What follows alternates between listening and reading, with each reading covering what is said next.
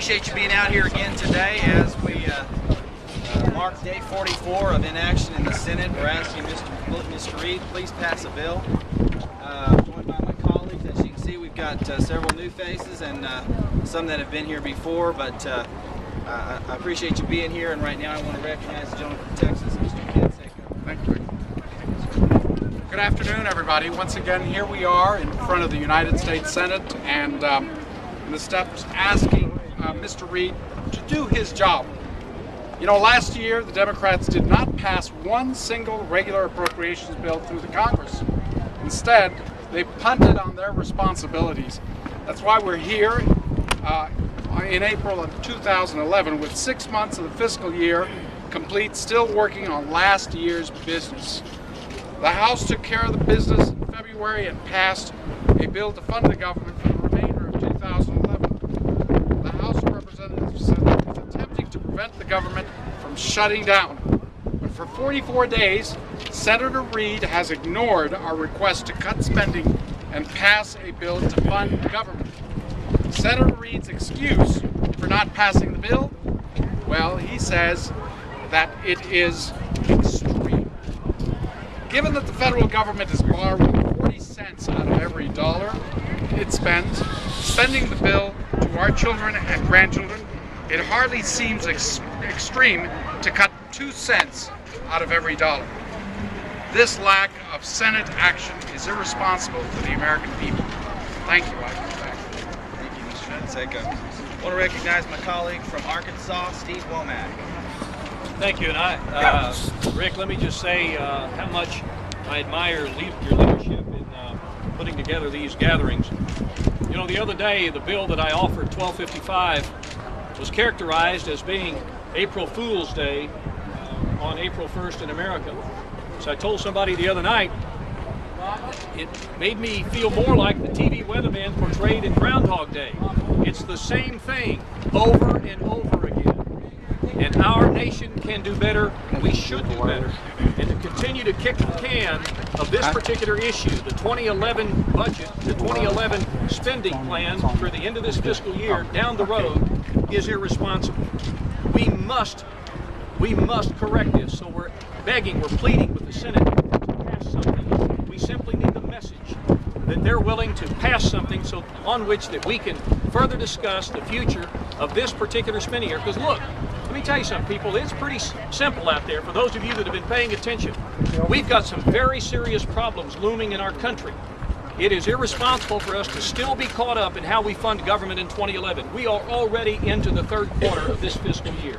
So I admonish our friends across the Capitol to take action, to give us something on which we can discuss and pass so that this Congress can get about the business of putting America back on a path to a balanced budget and fiscal sanity. Thank you very much. Just for a note, it costs $69 million per week for the federal government to keep the doors open and the lights on, and we're asking for a reasonable cut. In the private sector, when times are hard, business owners routinely make cuts. 1 week's worth of expenses is not too much to ask in this environment. I'm pleased now to introduce my friend and colleague from Mississippi, Steve Blasso. Yes, I'd just like to share a little story with you. It's a matter of can we afford it, and it's a matter of setting priorities. And I just want to go back to, my son's 9 years old. When he was 5, we were shopping one day, and he says, "Daddy, I want this." And I said, "Son, we can't afford it." And then I explained to him why. So we just don't have the income for this right now, and we got to set priorities. What do you really need? Do you need this? And he said, "No, Daddy, I don't need it."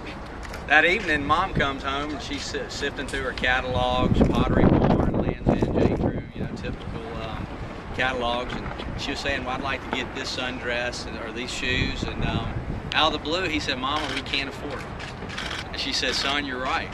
We can't afford it right now. And it's a matter of setting priorities." Well, if a 5-year-old child can get it, if his parents can get it, if the American people got it on November 2nd, and if the House Republicans and my colleagues behind me get it, then why doesn't the Senate get it? We don't know. All we're asking is let's eliminate deficit spending, let's pay down our debt and put Americans to work. If Senator Reid and the President of the United States don't want to do that for themselves, let's do it for our children. Thank you. want to recognize the gentleman from Pennsylvania, Mike Kelly. Thank you, Rick. Well, it's good to be with you today, and I will tell you this, that on November 2nd, the American people sent a very, very strong message. I'm from Northwest Pennsylvania, and I know why they sent me here. 44 days ago, we passed H.R. 1. That was an answer to what the folks sent us here for, and I will tell you right now, there must have been a mistake on November 2nd as far as the perception. The other party either didn't understand the strength of the vote that the people sent, and the fact that they have the will and the stomach to get done what the Democrats will not do right now. It is totally childish, and I will tell you this. It's time to play pin the tail on the donkey. The donkey in this case will not move. It is so stubborn that it will not pass a bill. It is so childish that if we have to resort to childish games, let's pin the tail on that donkey and get the message out that it's time to do what's right. Mr. Reid, pass this bill. Thank you. Thank you. We're joined by one of our senior members, my colleague from Virginia, Congressman Goodlatte. Well, thanks, Rick. I'm honored to be here with these new members who have been such a driving force towards getting government spending cut and reining in the power of this federal government, and I admire them coming here every week and calling on the United States Senate to do the same thing. All we're asking them to do is to work together to pass a continuing resolution so we can sit down and negotiate with them. We've done our job and they have never responded to that. So it is absolutely vitally important that they do it. We've got to have a continuing resolution for the rest of this year, but it's got to cut significant government spending, and they simply have not been able to produce that. Now, once we've got that done, we need to do a budget for next year, and then I think everyone here is in agreement with me. We need to have a balanced budget amendment in the United States Constitution, which I have been pushing for quite some time now, but this year we're going to put it over the top. Just today, we got our 218th co-sponsor of the balanced budget amendment. That is a significant indication of how much support there is in this Congress. There are many Democrats, a lot more who will vote for it who haven't co-sponsored it. We need 290 to pass it through the House. The Senate, all 47 Republican senators in the Senate are unified on this message. They want to have a vote on a balanced budget amendment this spring, and we ought to do the same thing in the House. So we're going to keep pushing for this until we get it right. The American people understand and they strongly support it. It's time people around here heard the same message. Thank you. I want to introduce the gentleman from New York, Tom Reid. Thanks, Rick. Good afternoon, ladies and gentlemen. I join my colleagues here today because it's time for leadership in Washington, D.C. We have not heard anything from the Senate. We came here in November, we left our families, we left our businesses because we saw a clear and direct threat to our very nation, and that's the United States of America, and that is our national debt. We have taken the initial steps of putting a responsible budget before the Senate, and we've heard nothing. The Senate has shown a complete lack of leadership on this issue.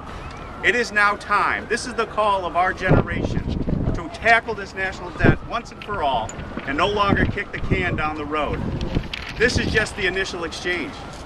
Bigger and more, larger conversations are going to happen to tackle the $1.6 trillion of annual debt that we see coming out of this place here in Washington, D.C.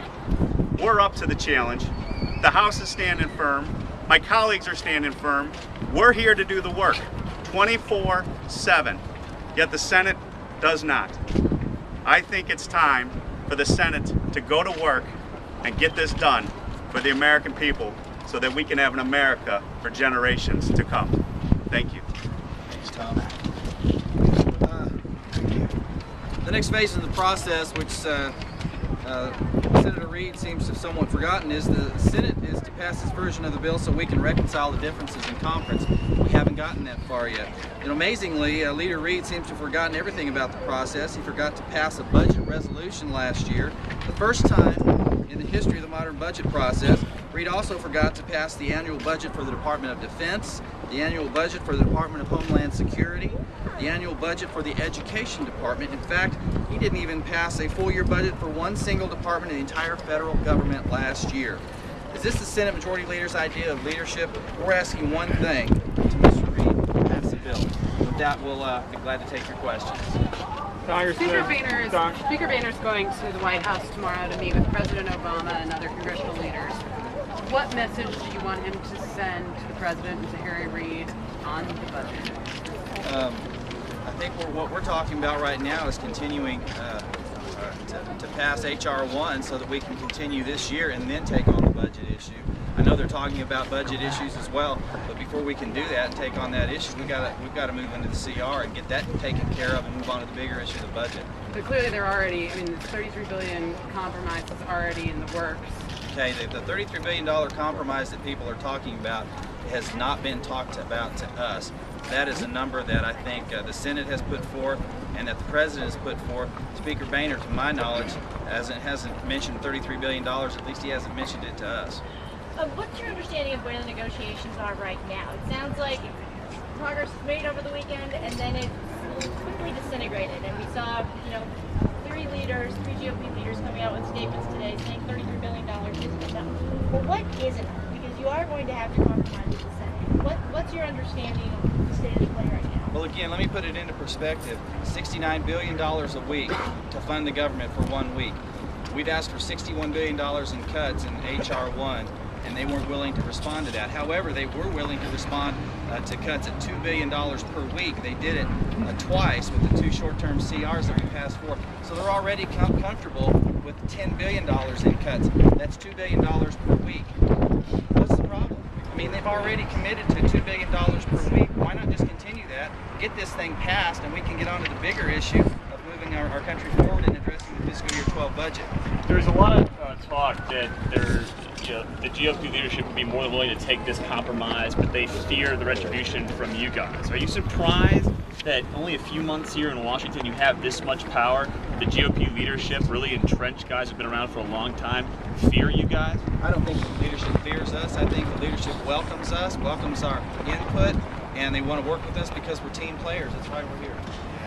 We're here for the American people. Let me take a stab at that last remark real quickly. There may be a few things that this particular freshman class might disagree on, but there's something fundamental about this class that is becoming apparent, I think, to America. That we came here with a sense of dispatch, and we came here with the courage to confront the problems that challenge our country. And those two qualities, I think, serve America well. That we're willing to act now, and we're willing to tell America the truth and put America back on the proper path. I think that's what's unique about this freshman class, and it's why it's resonating throughout America. Maybe just by show of hands, please say who would not vote for $33 billion. Not vote for $33 billion? Yeah. $33 billion is not a good number, and it's not even been put forth in our conference. Okay, Well, I just I have would a just say question. there's We no, keep there's hearing no number. $33 billion. To the microphone, please. You keep hearing $33 billion. I watched over the weekend how a lot of the networks were carrying. We've got a $33 billion compromise. Where's the bill? That's the question I have for you that have been carrying this number and saying it all across the nation. Where's the bill? Where's the language? We have a bill. It's sitting in the Senate. It's been here for 44 days. So when you want to talk about numbers, let's talk about the numbers that are actually on paper, actually being discussed, actually being debated.